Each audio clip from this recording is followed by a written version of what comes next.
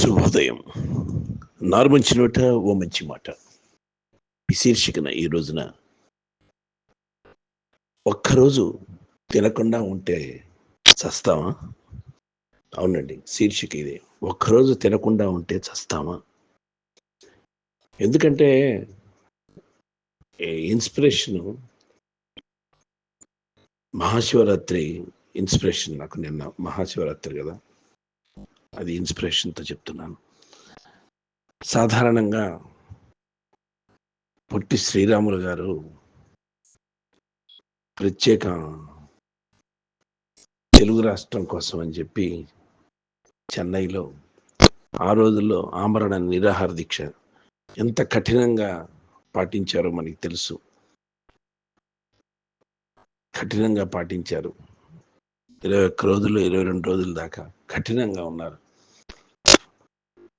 పేగుల్లోంచి పురుగులు బయటికి రావటం అలాంటి జరిగింది. ఆయన చనిపోయినప్పుడు ఆకలి మంటలతో, లోపల బాధతో, పురుగులు కుట్టి కడుపులో పెద్దగా శబ్దాలు, ఏడుపులు, పెద్దగా అరుపులు అవన్నీ ఓర్చుకొని ఉన్నాడు. చనిపోయాడు ఆయన.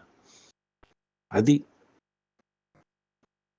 అసలు సిసలైనటువంటి ఆమరణ నిరాహార దీక్ష, ఏమీ తీసుకోకుండా.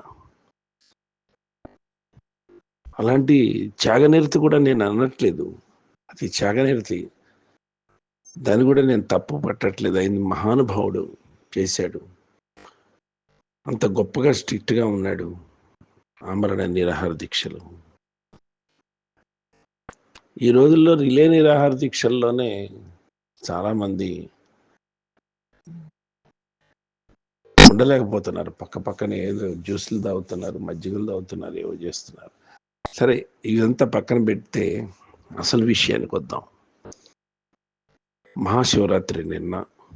మహాశివరాత్రి సందర్భంగా సాధారణంగా ఎవరైనా సరే ఉపవాసం అంటాము, ఉపోషం అంటాము, రకరకాలుగా ఒక పొద్దు ఉండటం అంటాము, లేదా ఒక రోజల్లా ఉండటం అంటారు. ఇవన్నీ కూడా మహాశివరాత్రికి బాగా చేస్తాం మనం. మిగతా పండగల గురించి, సందర్భాల గురించి కన్నా మహాశివరాత్రి రోజును చాలా రోజున పరమ పవిత్రంగా భావిస్తాం మహాశివరాత్రిని. అదేంటో కానీ విచిత్రంగా మహాశివరాత్రి సందర్భంగా తినే పళ్లకు గిరాకీ పెరిగిపోయి కోట్ల రూపాయల టర్న్ ఓవర్ జరిగింది. ఒక్క రోజులోనే కోట్ల రూపాయల టర్న్ ఓవర్ ఉభయ తెలుగు రాష్ట్రాల్లో. దేశంలో మిగతా చోట్ల గురించి మనకి తెలియదు, కానీ నాకు తెలిసినంత వరకు ముఖ్యంగా ట్విన్ సిటీస్లో కూడా, నాకు తెలిసి ట్విన్ సిటీస్, జంట నగరాల్లో, ఏమండి, జన్మకో శివరాత్రి అన్నట్టు సంవత్సరానికి ఒక శివరాత్రి అయినప్పుడు నువ్వు నిజంగా భగవంతుడు నేనేమో ఉపవాసం ఉండమండు, ఖాళీ కడుపుతో ఉండొద్దురా నాయన, తప్పు. ఖాళీ కడుపుతో ఏమీ తినకుండా ఉపవాసం ఉండటం పెద్ద నేరం, పెద్ద దోషం కూడా. దేవుడు బాధపడతాడు దానికి, మహాశివుడు. అలా ఉండకూడదు. జీవాత్మను సంతృప్తిపరచాలి. అప్పుడే పరమాత్మ మన వైపు దయార్ద్ర హృదయంతో చూస్తాడు. ఓకే, మనం కఠోర నియమాల్ని పాటిస్తూ భక్తి తత్వంతో, ప్రగాఢమైనటువంటి నమ్మకంతో, విశ్వాసంతో దేవుణ్ణి సేవించిన మనం ఒక తృప్తికరమైన, ఆనందకరంగా మనం భావించాలి అది. కానీ ఇక్కడ ఉపవాసం పేరిట, ఉపోషం పేరిట ఒకరోజు ఏమి తినకుండా ఉండాలన్న పేరిట, ఏమండి, ఎంత సహేతుకమైనటువంటి విషయం అంటే ఇది. నిన్న విపరీతంగా పళ్లకు విపరీతమైన డిమాండ్ అండి. కార్లు ఆపేస్తున్నారు, స్కూటర్లు ఆపేస్తున్నారు, నడిచొస్తున్నారు పాదచారులుగా. డజన్ల కొద్దీ యాపిల్ పళ్ళు, డజన్ల కొద్దీ దానిమ్మ పళ్ళు, కేజీల కొద్దీ ద్రాక్ష పళ్ళు, కర్బూజాలు, బొప్పాయిలు, పుచ్చకాయలు, ఏ పళ్ళు అమ్మితే ఆ పళ్ళు కొనేస్తున్నారండి. బత్తాయిలు, కమలా పళ్ళు, నారింజ పళ్ళు, అసలు విపరీతమైన జనాలు. నిన్న మధ్యాహ్నం నేను అట్లా వెళ్ళాను. ఊరికే అలా వెళ్ళి రిలాక్స్ అవుదాం, కొంచెం రోడ్డు మీదకి వెళ్ళేది అందా అంటే కార్లు రోడ్ల మీద పెట్టేసేసి కేజీల కొద్దీ కొనేస్తున్నారు. ఒక్కరోజు కఠిన ఉపవాసం, కఠిన ఉపోషం ఉంటే ప్రాణాలు పోవు కదండి. నియమ నిబంధనలతో ఉండాలి. కానీ నాకు అదే అనిపించింది, ఇదేం ఉపవాసం, ఇదేం ఉపోషం, ఏమిటి ఇది, ఇన్ని పళ్ళకు పళ్ళు తినేసేస్తే ఇంకా నీకు కడుపును మార్చింది ఏముంది, భగవంతుని మీద కాన్సన్ట్రేషన్ చేసింది ఏముంది. జాగరణ పేరుతో కొన్ని చోట్ల రికార్డింగ్ డ్యాన్సులు జరిగినాయి. నిన్న జాగరణ పేరుతో కల్చరల్ యాక్టివిటీస్ జరిగినాయి కొన్ని చోట్ల. ఇళ్లలో అయితే జాగరణ పేరుతో శివనామస్మరణకు బదులు చతుర్ముఖ పారాయణం, అదేనండి పేకాట, రకరకాల ఎంటర్టైన్మెంట్స్, అంత్యాక్షరి ఆడేవాళ్ళు అంత్యాక్షరి, చతుర్ముఖ పారాయణ, ఒకటి కాదు రెండు కాదు. ఏ విధంగా విష సంస్కృతులు ఉన్నాయో ఆ విష సంస్కృతులకు తగ్గట్టుగా కూడా కొంతమంది పాటించారు. ఇదండి దేవుడికి మనం ఇచ్చేటువంటి ఒక నైవేద్యం, ఒక అంకిత భావం, ఒక భక్తి తత్పరత. ఇలాగా చక్కగా పూర్వకాలంలో అయితే శివరాత్రి అనగానే దేవాలయంలో గడిపేసేవాళ్ళు, లేదా ఇంటి దగ్గర భజనలు చేసుకునేవాళ్ళు, లేదా యజ్ఞ యాగాది క్రతువుల్లో హోమాల్లో కూర్చుని పార్టిసిపేట్ చేసేవాళ్ళు. రాత్రిపూట శివరాత్రి సినిమాలు చూసేవాళ్ళు. నాకు తెలిసి నా చిన్నప్పుడు థియేటర్లలో ఒక టికెట్ మీద 2 సినిమాలు వేసేవాళ్ళు, 3 సినిమాలు కూడా వేసేవాళ్ళు జాగరణ కోసం. అవి కూడా భక్తితో కూడినటువంటి సినిమాలండి, భక్తి తత్పరత, ముఖ్యంగా శివుడికి సంబంధించిన సినిమాలే వేసేవారు. పొలమంటూ వెళ్ళేవాళ్ళు. నిజంగా శివనామస్మరణతో, శివధ్యాసతో, శివుణ్ణి భక్తితో, ప్రీతితో, ఆర్తితో ఆరాధిస్తూ ఉపవాసం, ఉపోషం అనేది ఉండాలి. కొంతమంది ఒక పొద్దు మాత్రమే ఉపవాసం అంటున్నారు, రాత్రి అవ్వగానే భోజనాలు చేసేస్తున్నారు. కొంతమంది ఉప్పు పిండి, లేకపోతే మన బియ్యపు రవ్వ, ఇట్లాంటి వాటితో రాత్రిపూట స్వల్పాహారం కాదు, ఎక్కువ మోతాదులోనే తినేస్తున్నారు. అల్ల పచ్చడి, లేకపోతే ఏదో పచ్చడి వేసుకొని. సరే, అదొక తంతు. అసలు ఈ పళ్ళ గురించి ఏంటండి బాబు? ఈ పళ్ళు మధ్యాహ్నించి తింటూనే ఉంటారా ఇంట్లో? పోనీ భక్తుల కోసం ఇంటి దగ్గర భజన మండలిని పెట్టడమో, లేకపోతే ఇంకేదైనా ఆధ్యాత్మికంగా ఒక గ్రూపుల వారీగా మనకి భజనలు చేస్తూ ఉంటే రాత్రంతా మేలుకుంటాం కాబట్టి అని చెప్పి అది అందరికీ పంచే విధంగా ఉంటే ఆనందం, సంతోషం. తినద్దనట్లేదు, తినండి, ఒక పరిమితి ఉండాలి. లఘువుగా తినండి, కొంచెంగా తినండి. ఆవురావురమంటూ ఉపవాసం పేరిట మరి నిజంగా కేజీల కొద్ది ఇళ్లలో కూర్చొని తింటాం ఏంటండి? అన్నానంటే తప్పు పట్టినట్టు అవుతుంది. కానీ అదే అనిపించింది నాకు.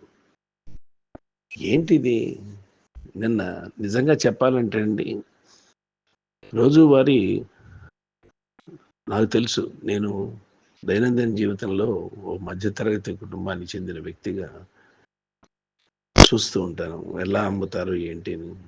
40, రూ. 30 అరటిపళ్ళు, డజన్ అరటిపళ్ళు రోజువారీ చూస్తా.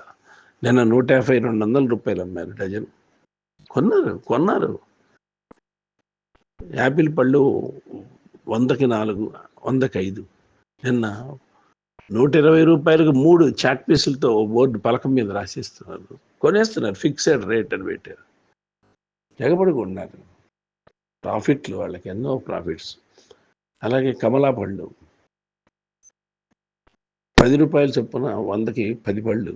నిన్న 100కి 5 పళ్ళు, 6. దానిమ్మ పళ్ళు అంతే. 100కి 4 ఇచ్చేవాడు 120కి 3. ఇక పుచ్చకాయల సంగతి చెప్పక్కర్లే. రూ. 100 కేజీ, రూ. 200 కేజీ. ఆయన ఏదైనా సరే ఆశ్చర్యం. ఎగబడి కొనేస్తున్నారు. మాకివ్వు. చిన్న మినీ ట్రక్స్లో కూడా ధాన్య రాసులు పోసినట్టుగా కుప్పలుగా పళ్ళు పోసేసా అమ్మేస్తున్నాడు వాడు ఇష్టం వచ్చినట్టు. నాణ్యమైనవా, సైజులో తక్కువ పరిణామాల్లో ఉన్నదా, ఏమీ చూడట్లే. ఏంటంటే ఉపోషం. చిలకడ దుంపలు ఏమండి, చిలకడ దుంపలు వేడినీళ్ళలో మరగబెట్టుకొని తినేది ఒకటి కాదండి. తినే పదార్థాలు ఎన్నున్నాయో అన్నిటినీ నిన్న పెట్టి అమ్ముతుంటే నాకు అదే అనిపించింది. ఒక్కరోజు మనం స్వామి కోసం ఏమీ తినకుండా అని నేను అనట్లే. తినండి, స్వల్పంగా తినండి. మనమేమి చచ్చిపోం కదండి. ఒక్కరోజు లేకపోతే ఏమి, చక్కగా కాఫీలు తాగండి. తాగేవాళ్ళు తాగుతున్నారు, జ్యూసులు తాగుతున్నారు, రకరకాలుగా ఉంటున్నారు. నిజంగా డయాబెటిక్ పేషెంట్లు ఉంటారు. డయాబెటిక్ పేషెంట్లు అయితే కనుక నిజంగా ఉపవాసం ఉండక్కల్లా, వద్దు, పరమేశ్వరుని ధ్యానిస్తే చాలు. డయాబెటిక్ పేషెంట్లు అసలు ఉండట్లేదు కూడా, తట్టుకోలేరు. కాబట్టి ఆహారం లేకపోతే 2-3 గంటలకి ఫ్రీక్వెంట్గా పడుతూ ఉండాలి భోజనం లోపల కడుపులో. వాళ్ళని మినహాయిస్తే మిగతా వాళ్ళ సంగతి ఏంటండి? నేను అదే అనిపించింది. ఇదొక ఉపవాసమా, ఇదొక ఉపోషమా, ఇదొక ఒక పొద్ద? ఉండండి. ఏదో భక్తి దేవుడి మీద, చిత్తం చెప్పుల మీద అన్నట్టు. ఇదేంటండి దేవుడి పేరు చెప్పుకొని? నాకు అదే అనిపించింది. వాళ్ళ డిమాండ్ కూడా అట్లాగే ఉంది. నిన్నంతా కోట్ల రూపాయల టర్న్ ఓవర్ జరిగింది. కోట్ల రూపాయల్లో పళ్ళన్నీ అమ్మేశారు, పాత స్టాకును కూడా అమ్మేశారు, కుళ్ళిపోయినవి కూడా అమ్మేశారు. ఏది చూసుకోలే మనం. కుళ్ళిందా, అది వాసన వస్తుందా, మగ్గిపోయిందా, ఏ వద్దు, మెత్తబడింది, వేసాయి కేజీలు వేసి, 2-3 డజన్లు వేసి, 4-3. నేను అడిగా, ఏంటండి ఇవన్నీ, ఏమైనా భజనలు చేస్తున్నారా ఇంట్లో? లేదండి, ఉపోషం కదా, ఫ్యామిలీ కదా, సరదాగా తీసుకెళ్తున్నాం. అపార్ట్మెంట్స్ వాళ్ళు, ఇండివిజువల్ హౌసెస్ వాళ్ళు, ఓన్ ఫ్లాట్స్ వాళ్ళు, అలాగే రెంట్కున్న వాళ్ళు, ఒకళ్ళు కాదు, కాదు, అక్కడ మధ్యతరగతి, ఉన్నత తరగతి వాళ్ళే కనబడ్డారు నాకు ప్రతి చోట. High class society, middle class society వాళ్ళు, లో క్లాస్ వాళ్ళు అసలు రారు పాపం. వాళ్ళకి అక్కర్లే, వాళ్ళకి శివయ్య నామం చాలు. భక్త కన్నప్పలాగా వాళ్ళకు మంచి భక్తితో అంటారు అంతే. వాళ్ళంతా కూడా మరి వ్యాపారం చేసుకోవాలి కదండి. రెక్కాడితే కానీ డొక్క నిండదని రెక్కాడించాలి. వాళ్ళంతా అలా ఉంటారు. నేను చెప్పొచ్చేది ఒకటేనండి. ఇక్కడ నార్మించిన ఒకటి మంచి మాటలు ఎందుకు చెప్పాలనుకుంటున్నానంటే, అకేషన్ సంవత్సరానికి ఒకసారి వస్తుంది శివరాత్రి, లేకపోతే వైకుంఠ ఏకాదశి, ముక్కోటి ఏకాదశి అని పిలిచిన, అయితే ఇంకేదైనా సరేనండి, మంచి పరమ పవిత్రమైనటువంటి రోజులు హిందువులకి, ముఖ్యంగా మహాశివరాత్రిని ఎక్కువగా పాటిస్తాం. భక్త జనావళి ప్రపంచవ్యాప్తంగా శివయ్య ఎక్కడున్నాడో, శివాలయాలు ఎక్కడున్నాయో అక్కడంతా ధ్యానాలు, వాటిలతో గడిపేస్తాం. ఓం నమ శివాయ, ఓం నమ శివాయ అనుకుంటాం. ఇక భారతదేశంలో చెప్పక్కర్లేదు. ముఖ్యంగా భారతదేశంలో ఆలోచిస్తే సుప్రసిద్ధ శైవ క్షేత్రాలు 189 ఉన్నాయండి. ఫేమస్ అయిన శైవ క్షేత్ర. నిన్నంతా శైవ క్షేత్రాలన్నీ కిటకిటలాడిపోయినాయి భక్తజన సందోహంతో. భక్తి చూపించండి. తొక్కిసలాట్లో ఒకళ్ళని తొక్కుకొని దేవుడి దగ్గరికి వెళ్ళి ఏంటి ఇది మనం, ఇక దేవుడు ఏం ప్రత్యక్షం అవుతాడు, దేవుడు ఏమి అనుగ్రహిస్తాడు మనకి. ఒక్క రోజున నేను అదే అనిపించింది నిన్న. నాన్ డయాబెటిక్ వాళ్ళు ఉంటారు కదా, తినకుండా ఉంటే ఏమైందండి? కఠిన ఉపవాసం ఉండొద్దండి. చక్కగా ఒక మజ్జిగ తాగండి, ఒక కాఫీ తాగండి, లైట్గా ఉండాలి. కానీ మరీ దారుణమా? పచ్చి వేరుశనక్కాయలు వేయించుకొని ఉడకబెట్టుకొని తినేందుకు ఏది పడితే తినే ఐటము ఇది అనేది ఏది కనబడితే అది కొనేసారండి. ఏది కనబడితే అది. ఇక మధ్యాహ్నం నుంచి నిన్న కిటకిటలాడిపోయి సాయంత్రం 8:30, 9 దాకా కూడా కొనేస్తున్నారు. శివయ్య పలుకుతాడా? ఎవరు పలుకుతాడు? సుష్టుగా తినేస్తే నిద్రాదేవి ఒడిలో వెళ్ళి పడుకుంటాం. జాగరణలు ఏం చేస్తాం మనం? అయిపోయింది.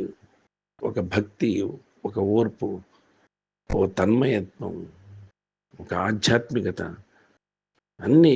నిన్నేమైనా అడిగాడా ఉపవాసం ఉండమని? ఏ దేవుడు అడగలేదు. నీ అంతటి నువ్వు సంకల్పించుకుంటున్నావు, నీ అంతటి నువ్వు ఉండాలనుకుంటున్నావు.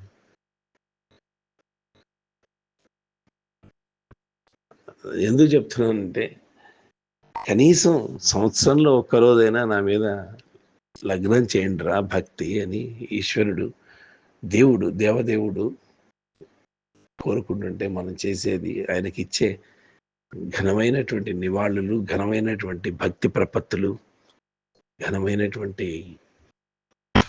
ఆత్మార్పణాలు. ఆత్మార్పణం అంటే భక్తి తత్వంతో కూడినటువంటి ఆత్మార్పణ అండి. ఆహుతులు కాదు, ఆత్మార్పణలు. ఇదేనండి దేవుడికి కోరుకుండేది. ఉపవాసం అంటే ఉప్పు పిండి లేదు. ఇదివరకు ఉప్పు పిండి ఉండేది, లేకపోతే బియ్యం రవ్వతో అయినా ఉప్మా చేసుకునేవాళ్ళు. రాత్రిపూట కొంతమంది అది కూడా లేకుండా ఉంటారు. తర్వాత రాత్రిపూట జాగరణలో చక్కగా భజనలు పెట్టుకొని భజనలు వింటారు. దేవాలయాల్లో భజనలు పెడతారు. దేవాలయాల్లో భజనలు ఏమీ లేవు అసలు, నథింగ్. 12ంటికి లింగోద్భవ కాలం అంటే, నేను నిన్న వెళ్ళాను గుడికి, శివాలయానికి. 10 మంది ఉన్నారు అంతే. లింగోద్భవ కాలం టైంలో 12ంటికి 12:30 మధ్యలో చేస్తారు. కొంత పార్వతీ కళ్యాణం అని చెప్పి చేస్తారు.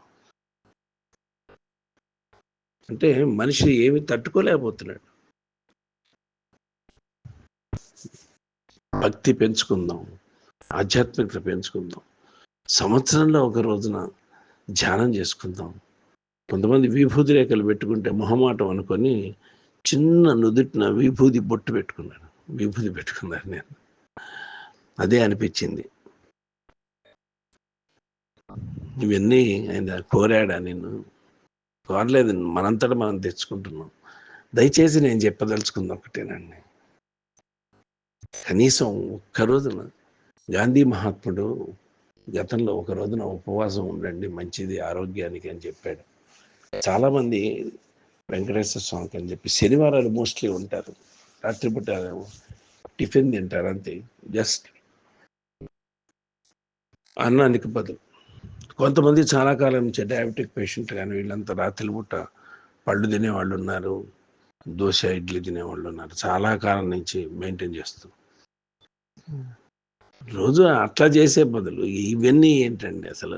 నాన్ డయాబెటిక్ వాళ్ళు అదే అనిపించింది.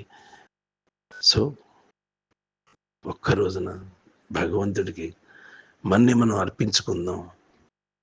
భగవన్నామస్మరణలో తాదాత్మ్యం చెందుదాం. శివయ్యని ఆరాధిద్దాం, విష్ణయ్యని ఆధారిద్దాం. శివకేశవులకు భేదం లేదు మనకి, ఇద్దరు ఒకటే. పరమాత్మ ఒక్కడే. జీవాత్మను సంతృప్తిపరచడానికి ఒక్క రోజున ఇట్లాంటి పర్వదినాలప్పుడు కాస్తింత కడుపును మార్చుకుందాం. అది కూడా మన ఆరోగ్యాన్ని కోరి చెప్పారు పరిశోధకులు కానీ, ఆధ్యాత్మిక పరులు కానీ పూర్వకాలంలో. ఆరోగ్యం కోసం కడుపును మాడిస్తే లోపల జీర్ణ వ్యవస్థ బాగుంటుంది అన్న ఆలోచనతో చెప్పారు. కనీసం ఓం నమ శివాయ అనుకుంటూ ఒక్కరోజు నుండి ఎంత బాగుంటుంది అనిపించి నేను మీ ముందు ఉంచానండి. స్వస్తి భవదీయుడు నారు మంచి.